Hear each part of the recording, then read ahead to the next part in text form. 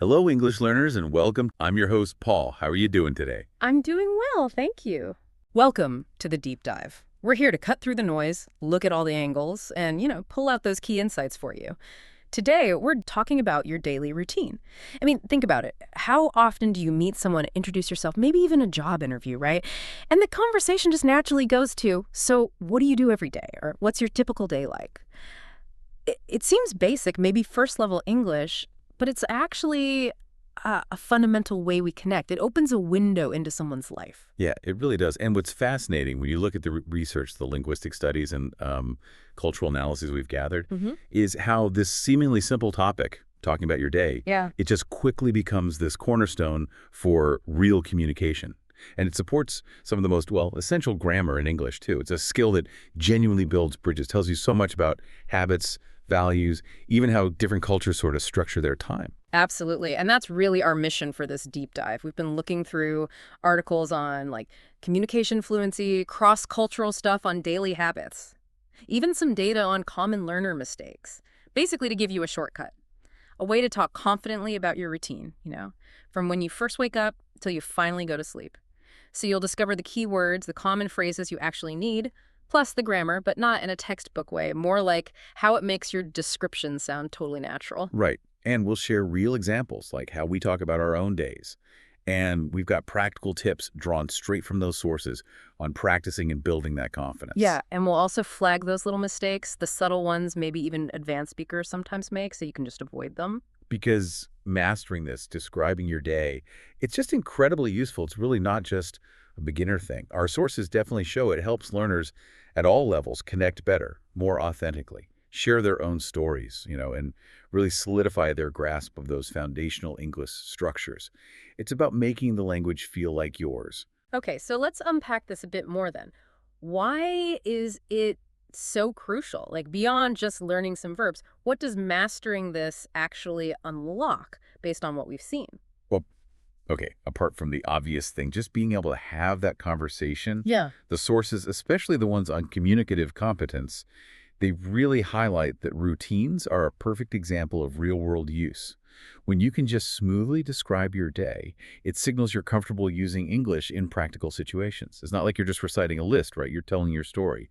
And as we'll get into, it's the perfect way to really nail the present simple tense, which is, the bedrock for talking about habits. Simple tense, but it lets you describe quite complex sequences really clearly. Yeah, that confidence, that clarity, it makes a real difference. And you mentioned grammar. It's a fantastic way to solidify those key points, isn't it? Our linguistic sources always flag this.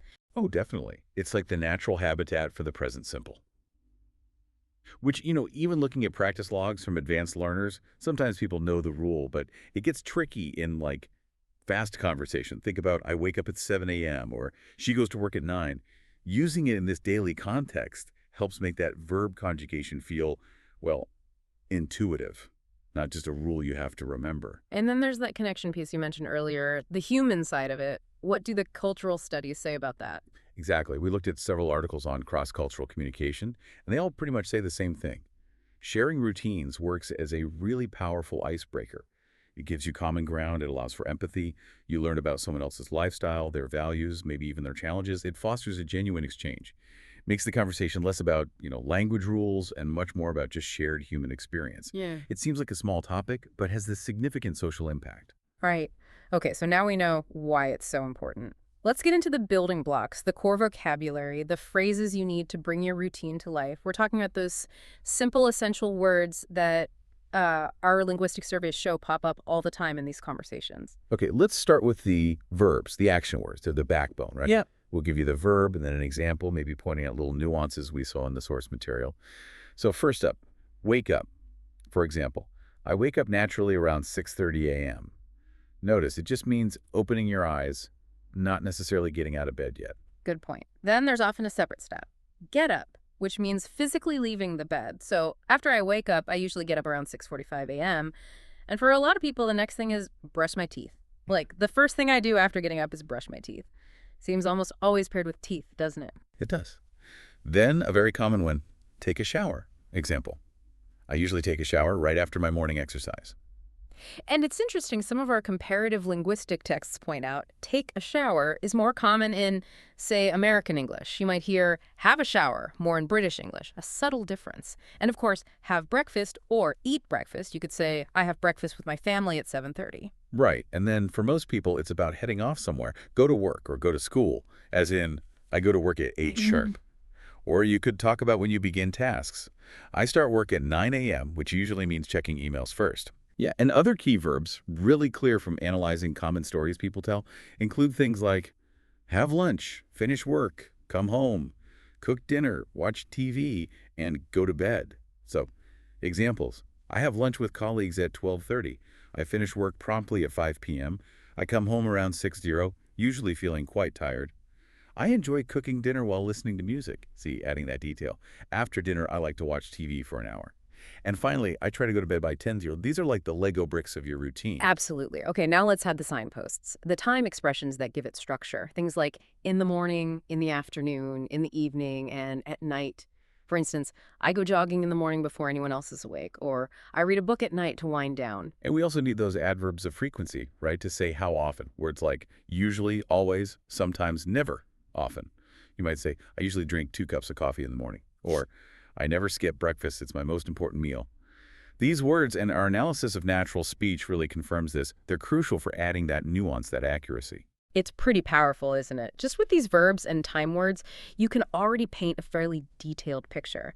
And the great thing is, our research into language acquisition shows the more you hear and use these in context, the more they just stick. Don't feel like you need to memorize a list right now. Just listen to how they're used. Speaking of which, coming up next, we're actually going to share our own daily routine so you can hear all this come together naturally. Exactly. This is where we move from, the theory to the practice, showing how these phrases and the grammar we just mentioned fit together in a real narrative. Pay attention to the flow, the small details, how we kind of articulate the rhythm of our own days. Perfect. Okay, I'll go first.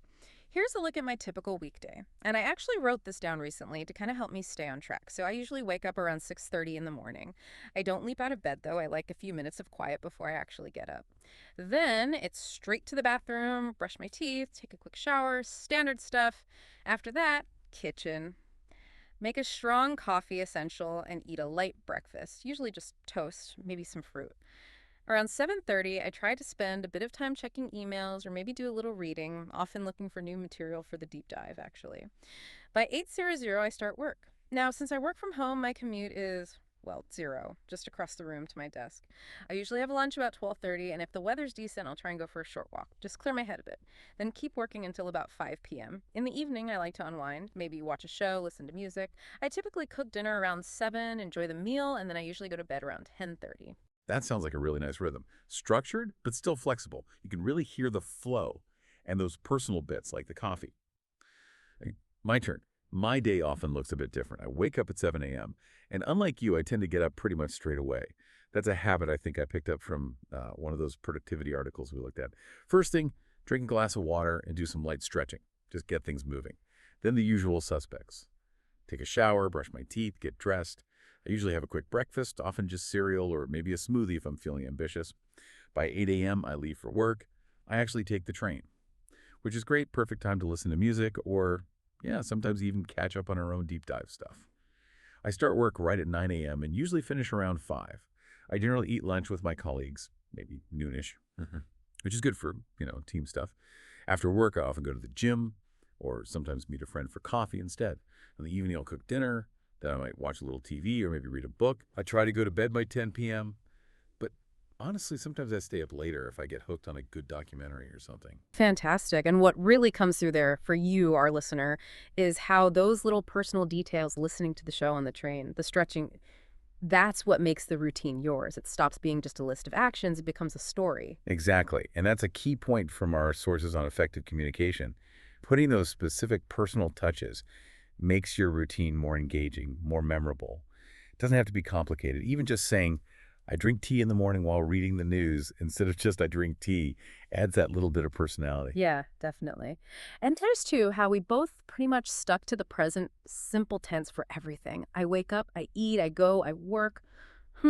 That really is the core structure for habits for daily life. It's simple, looks simple, but it's incredibly powerful. And those time expressions in the morning, at night, around noon, after dinner, they're like the navigation points, organizing the story. So having heard our examples, you can start maybe sketching out your own routine. Don't worry about perfection. Just start with those short, clear sentences. Yeah, keep it simple to start, and as you practice the details, the natural phrasing, it'll come. Now, let's maybe just quickly reinforce the grammar that makes it all work. Yeah. The present simple tense. We know you're not new to English, so this isn't like a basic lesson. Let's focus on how it's used here and maybe some reminders that even fluent speakers find helpful sometimes. Right. It's the workhorse tense, isn't it? For habits, routines, general truths. So what makes it so essential here, and what are the key things to keep in mind, even if you've used it for ages? Well, the basic rule, and you see this in all the teaching methods, is using the base form of the verb for I, you, we, they. So I wake up, we eat, they go. Simple enough. The place where consistency sometimes slips, though, is the third person singular he, she, it. That's where we add the s or is. He wakes up, she eats, it goes. Our analysis of common learner errors, even at intermediate levels, often shows that it's getting dropped when people are speaking quickly. It's a small thing, but it really affects how natural you sound. That's a really good point. It's often not about not knowing the rule. It's about applying it consistently when you're just talking. So you say, I go to school, but it has to be he goes to school, or you work every day, but she works every day. Another one, I watch TV versus he watches TV. That is sound. They finish work at 5, but she finishes work at 5. It's about making it automatic. Exactly. That consistent use of the es or is, it's a real marker of fluency. Now, quickly on negatives in the present simple. When you talk about things you don't do routinely, you use don't or doesn't. Right, like, I don't drink coffee in the evening, or they don't go to the gym on weekends. For the third person, she doesn't eat breakfast in the morning. And here's another crucial bit for consistency. Notice the verb goes back to the base form after don't or doesn't. It's she doesn't eat, not she doesn't eats. That's a really common slip-up we see, especially in writing. Vital distinction, yeah. And finally, forming questions, present simple questions. We use do or does at the beginning. For example, do you get up early? Do they work on weekends? Does he drink tea or coffee? Quick mental check. Do for I, you, we, they, does for he, she, it. This structure lets you ask about other people's habits, which is obviously key for interaction. Okay, so quick recap on this really useful tense. Base verb for most subjects, add s or s for he, she, it, use don't or doesn't for negatives plus the base verb, and start questions with do or does. Mastering it takes practice, yeah, but it drives so much daily conversation.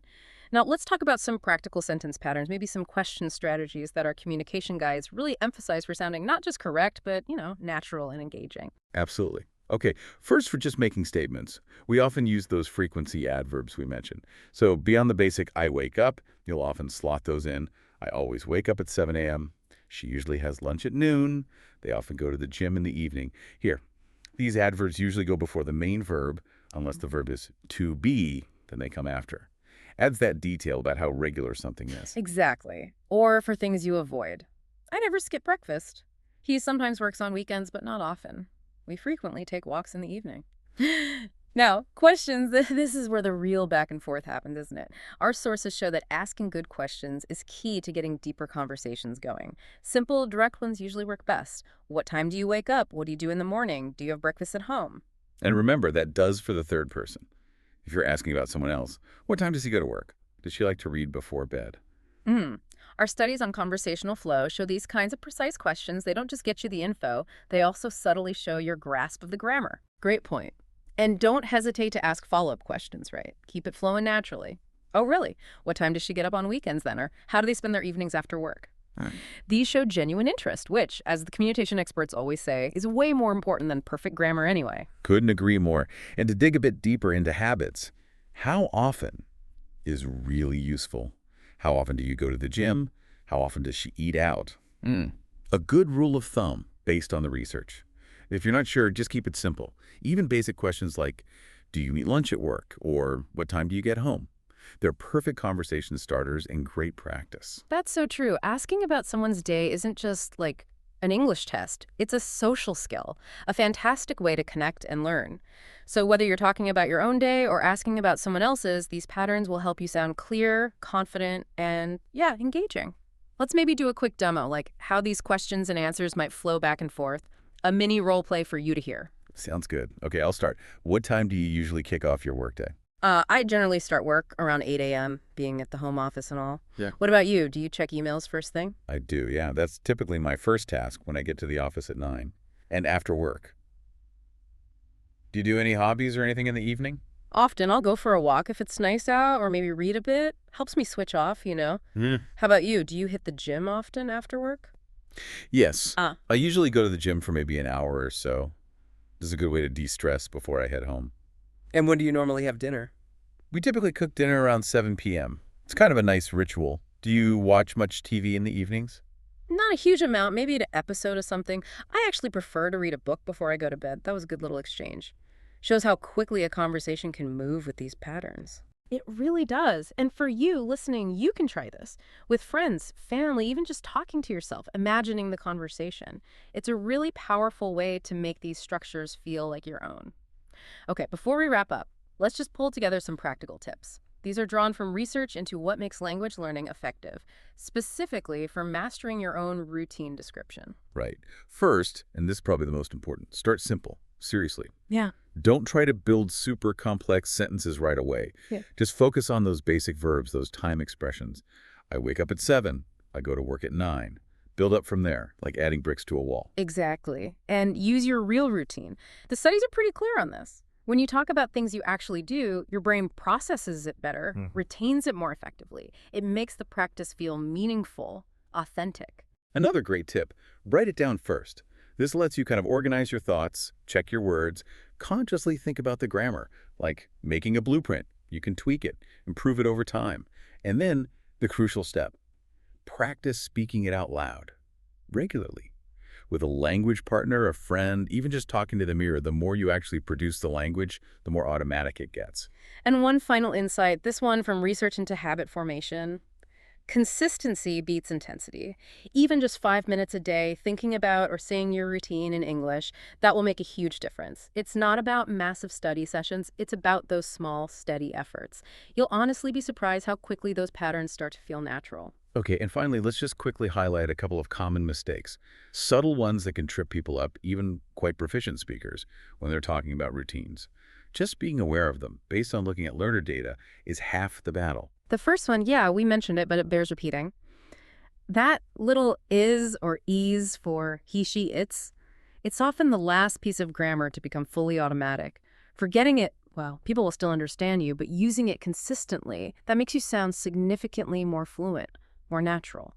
So always he goes, not he goes. She eats, not she eat. Absolutely.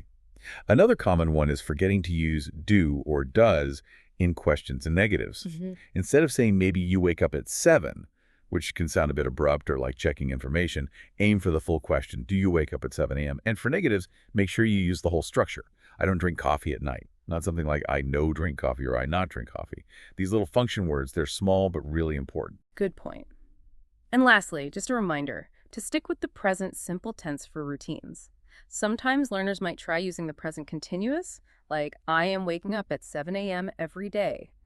Now, grammatically, that tense exists, but for habits, for routines, it's definitely I wake up at 7 a.m. every day. It's about using the most natural and appropriate tense for that specific meaning. Wow. Okay, we really have covered a lot of ground today. You should now have, well, not just the words and grammar, but a much richer sense of how to talk about your daily routine with confidence, with nuance. We've talked about why it's so valuable. It builds that English foundation, boosts your confidence, and as our sources show, really helps foster connection. We've equipped you with those key verbs, wake up, get up, brush teeth, and so on. Those time expressions like in the morning, frequency adverbs, usually, always. Plus, hopefully solidified your grip on the present simple tense. I wake up, he goes, she eats. And yeah, don't forget adding those small personal details really makes your routine engaging. What music you listen to, where you walk, your specific breakfast, that's what makes your story connect. Right. And to make all this really stick, remember those tips. Start simple. Use your actual routine, maybe write it down first, but definitely practice speaking out loud consistently, even just a few minutes every day. Consistency The research is clear. That's the absolute key. Improvement will come faster than you think. So let's connect this to the bigger picture for a final thought, drawing on those cross-cultural insights we mentioned. What does describing your daily routine and asking about other people's, what does it really reveal? About habits? Yeah, but also about personal values, about how different cultures maybe structure time differently. How can this simple language skill actually lead you to find unexpected things in common or maybe fascinating differences with people all over the world? It goes way beyond just practicing English, doesn't it? It's like a window into their world and maybe even into your own. Absolutely. So go out there, practice sharing your story, your daily rhythm, and keep making those connections. They're incredibly valuable.